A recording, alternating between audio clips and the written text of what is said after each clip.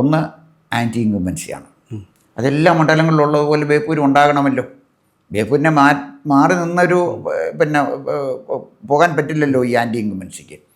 പിന്നെ അദ്ദേഹം മുഖ്യമന്ത്രിയുടെ മരുമകനും PWD അതുപോലെ തന്നെ ടൂറിസം 2 പ്രധാന വകുപ്പുകളുടെ മന്ത്രിയുമായിരുന്നല്ലോ. ഈ മന്ത്രി എന്നുള്ള നിലയിൽ അദ്ദേഹത്തിന് അവിടെ എന്തെല്ലാം ചെയ്യാൻ കഴിഞ്ഞു. അത് വളരെ പ്രധാനപ്പെട്ട ഒരു പ്രശ്നമാണ്. ഒരു സാധാരണ MLA ചെയ്യാൻ കഴിയുന്നതിനേക്കാൾ കൂടുതൽ മന്ത്രി അദ്ദേഹത്തിൻ്റെ വകുപ്പിൽ ചെയ്യണമല്ലോ.